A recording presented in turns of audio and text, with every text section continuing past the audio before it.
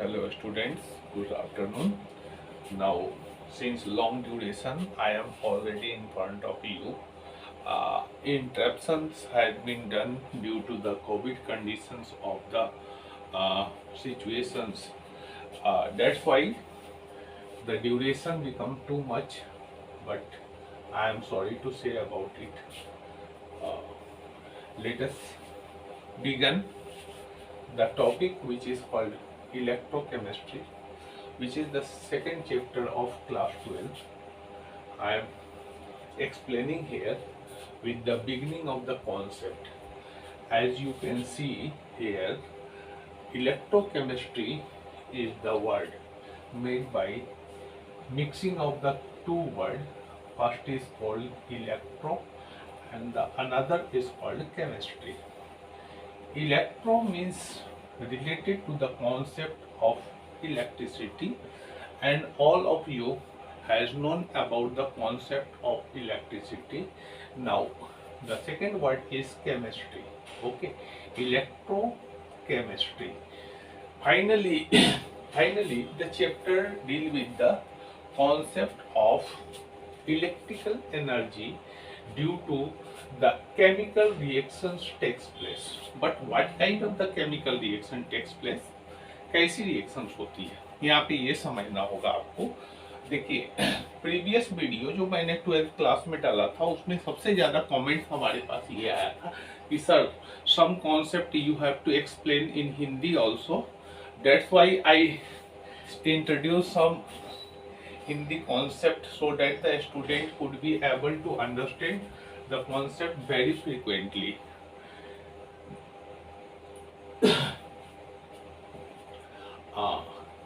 Before being understanding the concept of electrochemistry, you have studied in previous class about the redox reaction.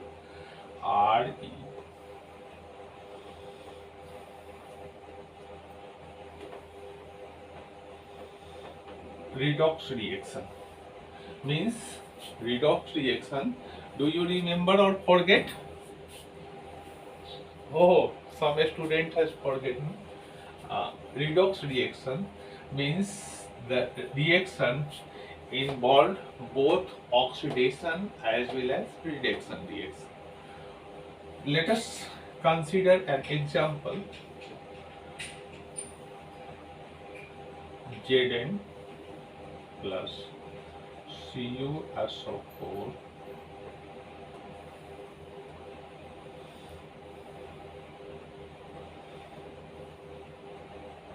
Cu.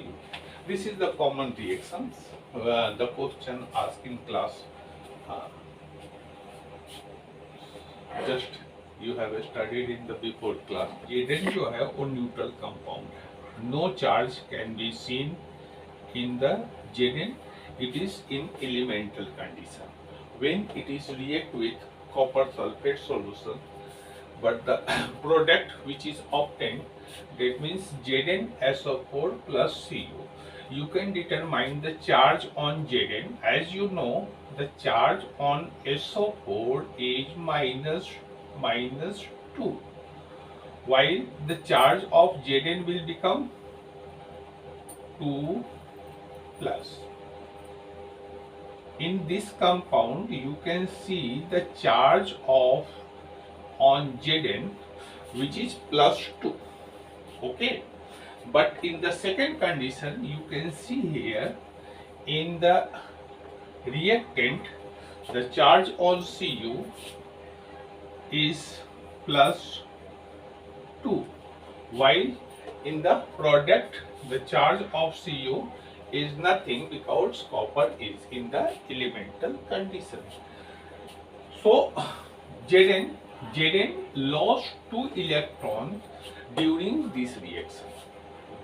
Zn lost 2 electrons to form plus 2 ion, while copper from plus 2 ion to get it neutral. It means that zinc जो है वो 2 electron loss कर रहा. आई mean to से दूसरे को दे रहा. दूसरे को देने वाला हमेशा पॉजिटिव होता है. आप बतलाओ एक बात हमें, आपने किसी को ऋण दिया है, क्या दिया है, ऋण दिया है, तो आप धनी होगे या गरीब होगे? Always donor will be positive while acceptor will be negative. तो यहाँ पे ये डोनेट कर रहा है मीन्स लॉस ऑफ इलेक्ट्रॉन कर रहा है।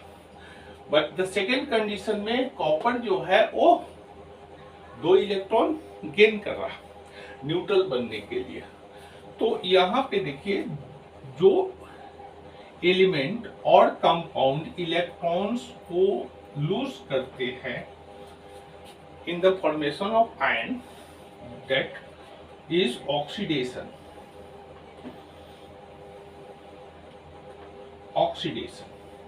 But this is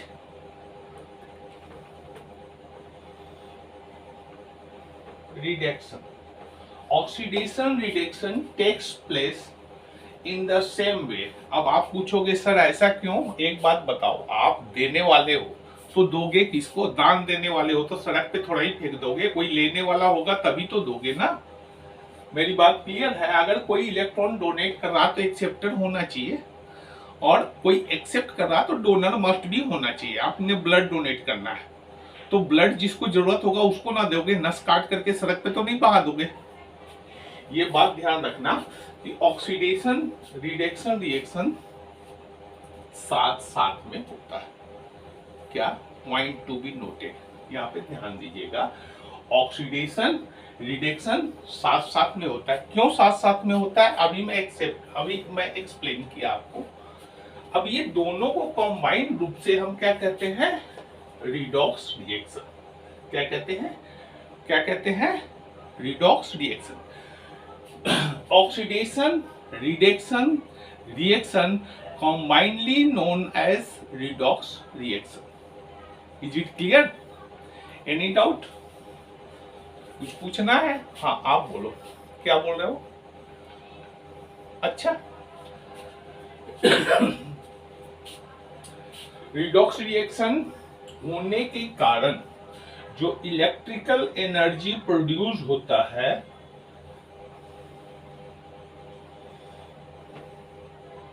electrical energy produce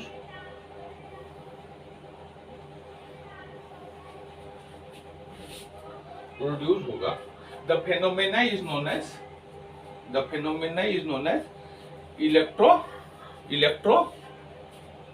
guess anyone? Electrochemical reaction. Electrochemical reaction means those reactions in which electricity or electrical energy is produced, that is called electrochemical reactions. Electrochemical reactions में chemical energy electrical energy में change होता है।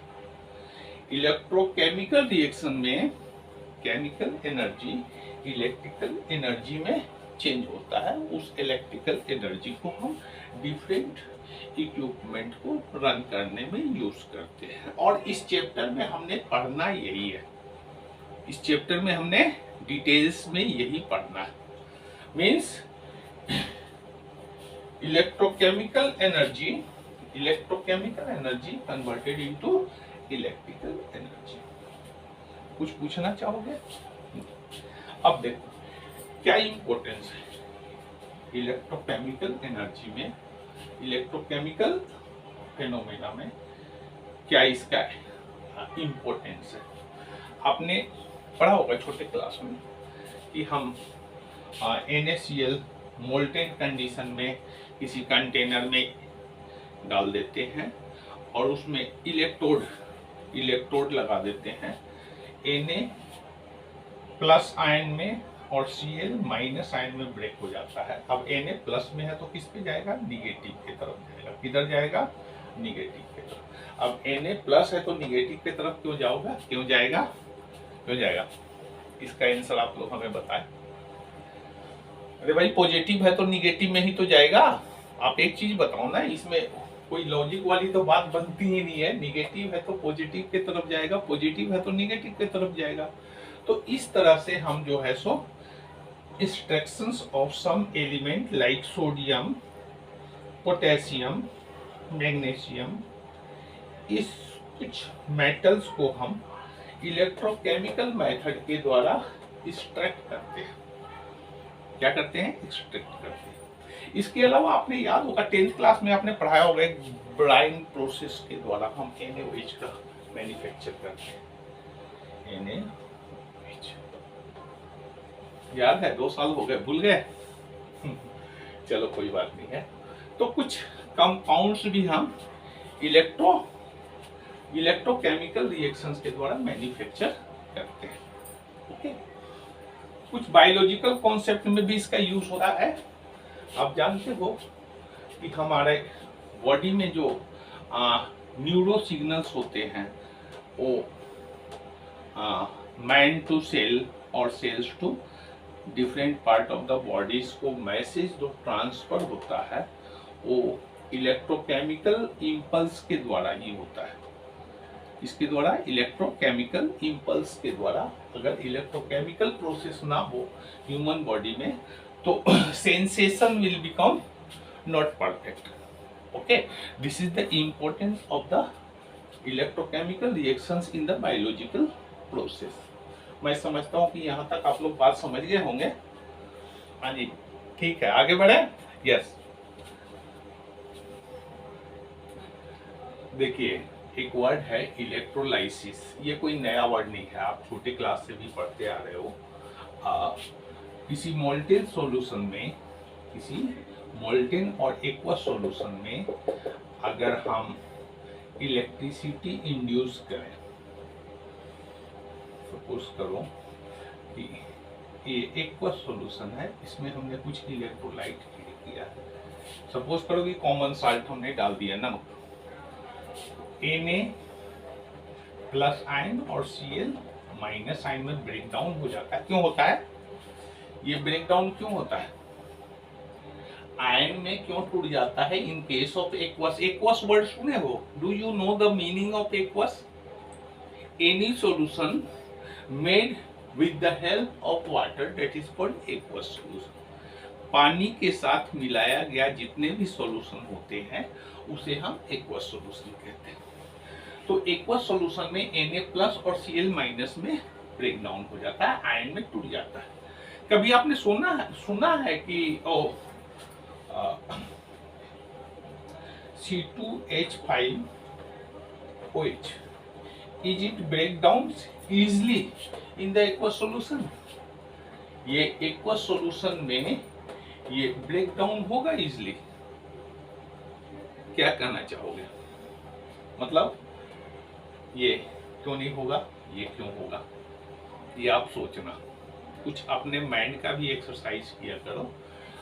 एक common सा question आप लोगों को देता हूं अपने मेंटल एक्सरसाइज के लिए कि Y C6H12O6 that is glucose, will it break down in the form of iron when it dissolve in water?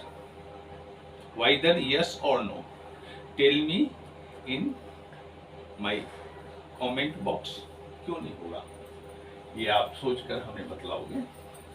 जब हम Na प्लस और Cl माइनस आयन में टूट जाता है तो Na सडनली किसके तरफ जाएगा? निगेटिव आयन के तरफ जाएगा। Na goes to negative ion while Cl goes to positive. अभी हमने बतलाया था कि निगेटिव पॉजिटिव की तरफ क्यों जाता है, पॉजिटिव निगेटिव की तरफ क्यों जाता है। Okay, the phenomena of breaking down the ion due to induced current is known as electrolysis। Electrolysis के ड्यूरेशन में ही माइकल फैराडे ने 2 लॉज दिए थे। माइकल फैराडे ने 2 लॉज दिए। First law of Michael Faraday, that is very simple, not too much difficult। W is proportional to Q।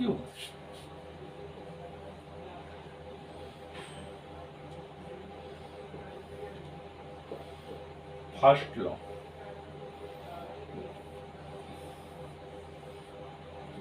जैसे हम electrolysis करते हैं किसी भी आयन को, तो amount of substance deposited at the electrode is directly proportional to the amount of current induced in it. इसके अंदर हम जितना करंट इंड्यूस करेंगे उसका डायरेक्टली प्रोपोर्शनल होगा जो अमाउंट जो सबस्टेंस डिपॉजिट होगा।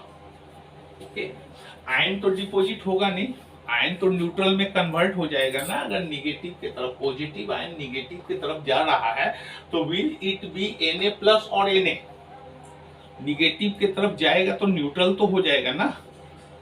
मेरी बात समझ रहे हो कि नहीं समझ रहे हो?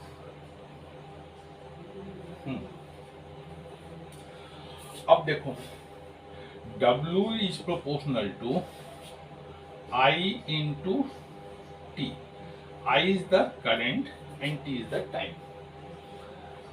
अब आप छोटे क्लास से सुनते आ रहा हूँ, मैथमेटिक्स के स्टूडेंट्स को तो बहुत अच्छी तरह से पता होगा कि प्रोपोर्शनल सिंबल को जब हम रिमूव करते हैं तो कांस्टेंट लेते हैं। सभी जानते हो? ये नहीं जानते हो? सभी जानते हो, चलो ठीक है, अच्छी बात। तो यहाँ पे जो हम कांस्टेंट लेंगे, W is equal to Z I T, Z into I into T। Z is the constant which is called, क्या कहते हैं, क्या कहते हैं बताओ? Z is called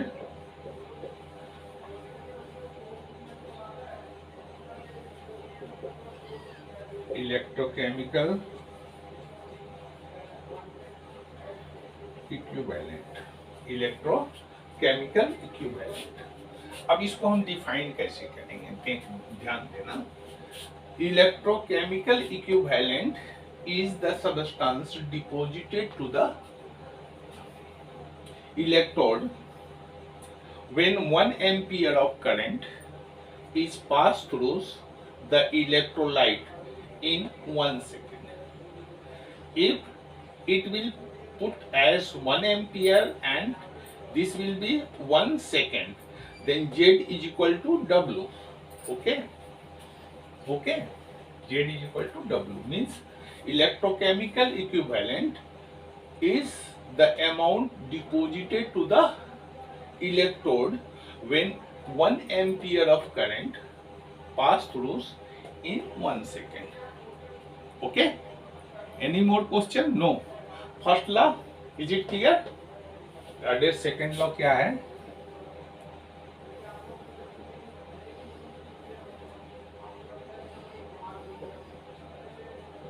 second law, अगर हम डिफरेंट इलेक्ट्रोलाइट को सीरीज में ले लें, डिफरेंट इलेक्ट्रोलाइट को हम सीरीज में लेकर के और उसके अंदर अगर हम इलेक्ट्रिसिटी इंड्यूस करते हैं तो amount will be deposited. Amount तो डिपॉजिट होगा ना, जब इलेक्ट्रोलाइसिस होगा तो अमाउंट तो डिपॉजिट होगा ना। तो अमाउंट जो डिपॉजिट होगा, अमाउंट जो डिपॉजिट होगा which is in the same ratio of their equivalent weight. I mean to say mass of Ag upon mass of Cu is equal to equivalent weight of Ag upon equivalent weight of C। हमने दो electrolytes use किए हैं, AgNO3 and CuSO4। हमने दो electrolyte use किए हैं series में। आप डायग्राम में देख लेना बुक में किस तरह से ये अरेंजमेंट होता है। जो मेन टॉपिक है वो ये है कि इसका रेशियो जो होता है वो सेम होता है।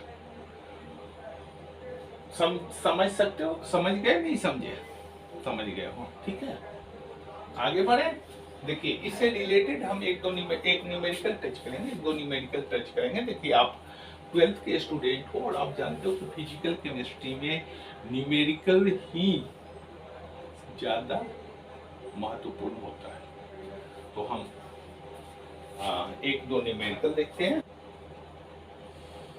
देखिए यहाँ पे एक सिंपल सा न्यूमेरिकल है, ए solution of copper sulphate. Copper sulphate के एक सॉल्यूशन को इलेक्ट्रोलाइज्ड किया गया फॉर 10 मिनट, 10 मिनट के लिए विद द करेंट ऑफ, जिसमें करंट हम डाल रहे हैं 1.5 एम्पियर। क्वेश्चन ये है कि what is the mass of Cu deposit at the cathode. Cathode में इतने ड्यूरेशन पे कितने मास कॉपर का डिपॉजिट होगा। क्वेश्चन क्लियर है? हाँ जी। तो सबसे पहले हम चार्ज निकालेंगे। Q is equal to I into T. I हमारा 1.5 है और टाइम कितना होगा, टाइम हमारा 10 मिनट दिया हुआ है, तो 10 इंटू 60, बिकॉज स्टैंडर्ड यूनिट में हम टाइम को चेंज कर देंगे सेकेंड में। तो फाइनली कैलकुलेट करो, 900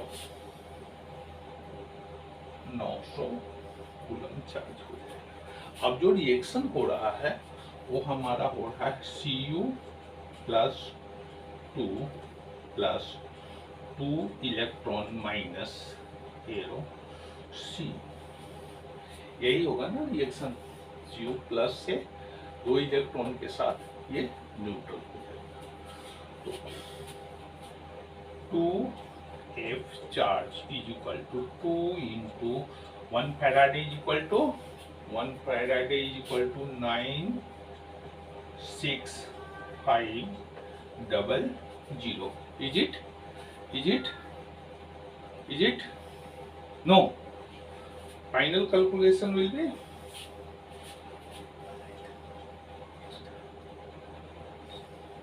कोई जरूरत नहीं है कैलकुलेट करने का, न्यूमेरिकली सॉल्व करोगे। इसको यहाँ तक कर लिए हो, कोई डाउट है? देखो यहाँ तक कर लिए हो तो हम आगे बढ़ेंगे। क्वेश्चन तो क्लियर है ना, इसे हम ठीक नोट कर लो।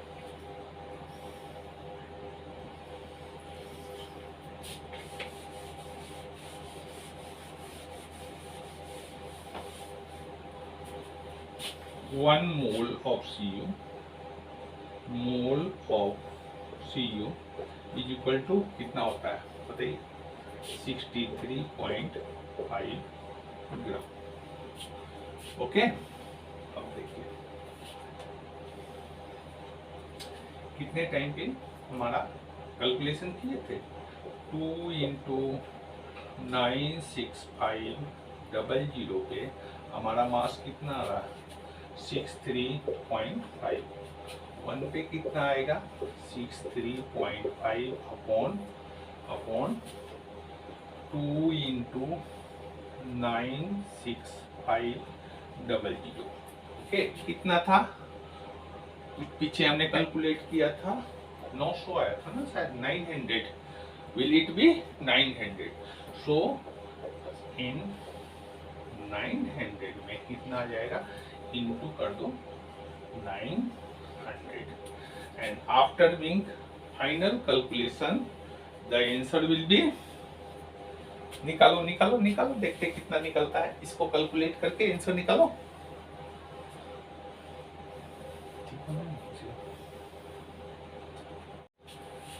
आप बताओ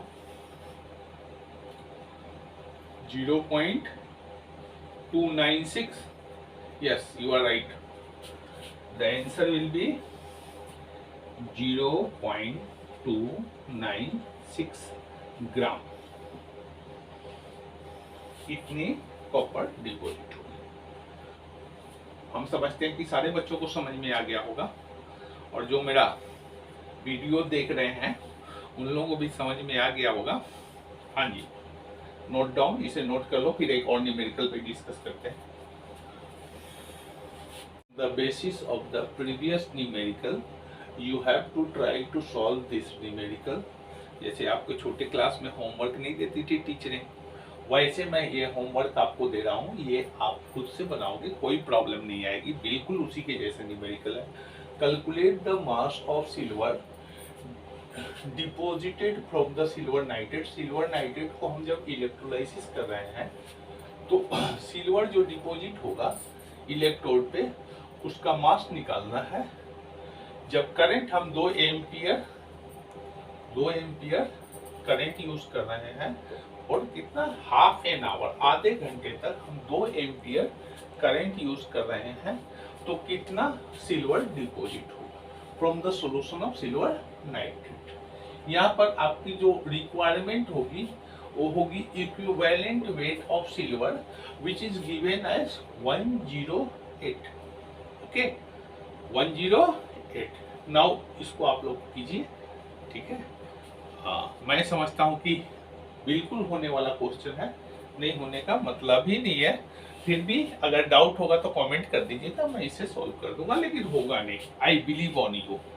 okay, wait for next video which will be very soon. Thank you very much.